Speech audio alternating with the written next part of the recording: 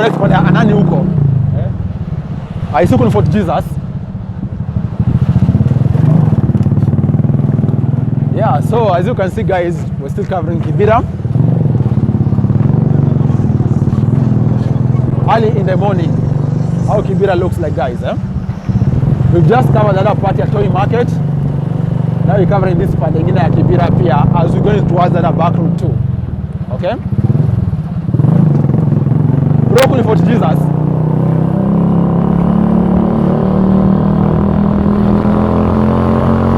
Yeah, so there's Crisco Church there. Where people come to fellowship around Kibera here. Kuna kanisa hapo.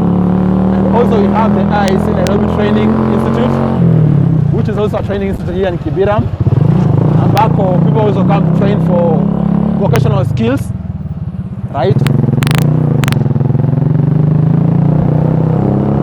So you can see kuna mashughuli nyingi hapa. We've left the other part of the Kibera. I've shown you already Silanga, shown you Lindi. Now in this part of Kibera too, the lower Woodley area. And also down there you can find this Anani and other estates also here around Kibera area, okay? Bro, kuna Anani huku na which other estate huku? Huku upande mwingine kuna estate gani huku bordering Woodley? Kule panda huko juu. Yeah, so guys, as you can see we are coming back to the other side to go back to the other side of Kibera around Olympic area. And you can see the outskirts here. Around the Woodley area just off Kibera too guys, yeah? So we're going back to this other end for you to be able to see also the other part of Kibera too. We just told you the outskirts here, some other estates, this other upper part, okay? So we're going back, huh?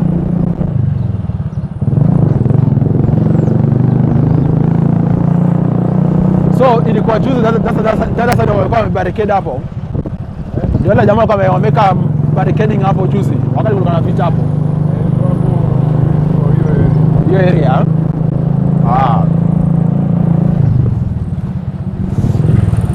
Yeah, so guys, we are going back into Kibera. I'll just show you the outskirts of this awesome part of the city.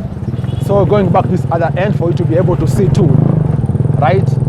You can see there's a railway line here crossing. This is a railway line crossing this part of Kibera. So you can see. Now we're going to the other parts, okay? Now coming back this other end for you to see Kibera. I've shown you the other outskirts estates out there too. Okay? So we are going back towards the Olympics area of Kibera, guys. Right?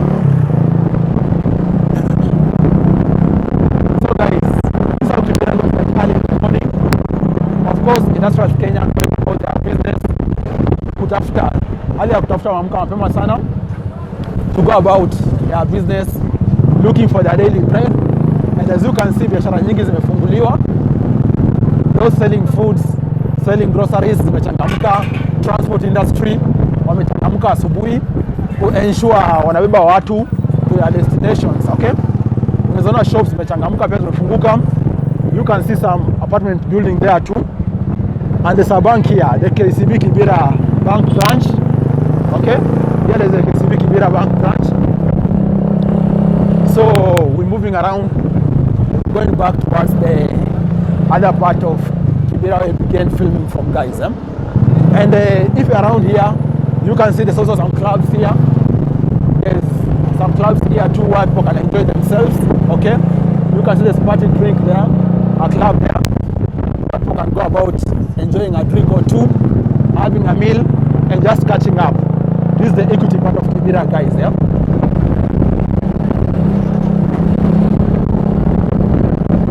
So you can see people are up early in the morning, going about their businesses. Yeah.